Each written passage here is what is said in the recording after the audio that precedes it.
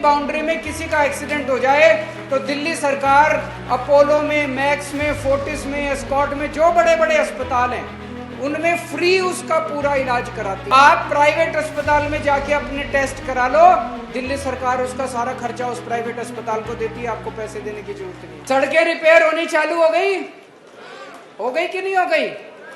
अभी पीडब्ल्यूडी की हो रही थी, अब नगर निगम की भी शुरू कराएंगे सड़कें रिपेयर होनी। अस्पतालों के अंदर, मोहल्ला क्लिनिक के अंदर इन्होंने जो दवाइयां, टेस्ट बंद किए थे उसको भी अब चालू करा रहे हैं। ओल्ड एज पेंशन जो रुकी हुई थी, ओल्ड एज पेंशन को भी दोबारा चालू करा रहे हैं।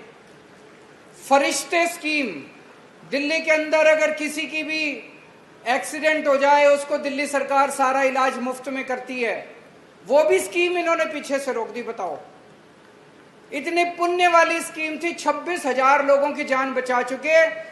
दिल्ली की बाउंड्री में किसी का एक्सीडेंट हो जाए तो दिल्ली सरकार अपोलो में, मैक्स में, फोर्टिस में, एस्कॉर्ट में, जो बड़े बड़े अस्पताल हैं उनमें फ्री उसका पूरा इलाज कराती है। अच्छी बात है कि नहीं है? पुण्य की बात है, इसमें राजनीति नहीं होनी चाहिए। वो स्कीम भी इन्होंने रोक दी, लेकिन हमने वो चालू करा दी, दोबारा चालू हो गई।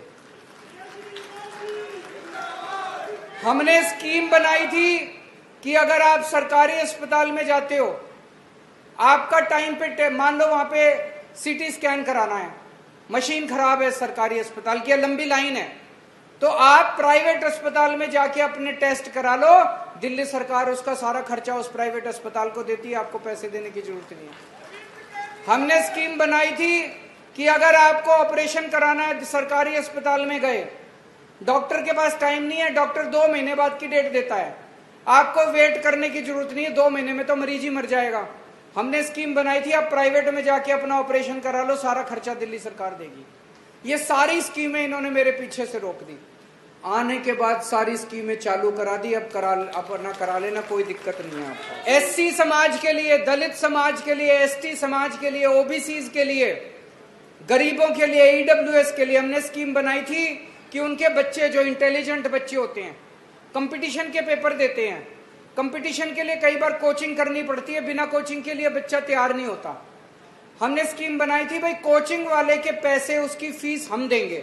आजकल कोचिंग बड़ी महंगी हो गई, इंजीनियरिंग की कोचिंग करो 2-2.5, 3-3 लाख रुपए ले लेते हैं वो कोचिंग वाले, तो एक गरीब आदमी कहां से 2.5-3 लाख रुपए देगा अपने बच्चे के लिए? तो हमने स्कीम बनाई थी उसकी कोचिंग का सारा खर्चा हम देंगे, वो भी इन्होंने बंद कर दी। अभी पिछले हफ्ते हमने वो सारी स्कीम्स दिल्ली सरकार ने, आतिशी जी ने दोबारा चालू करा दिया।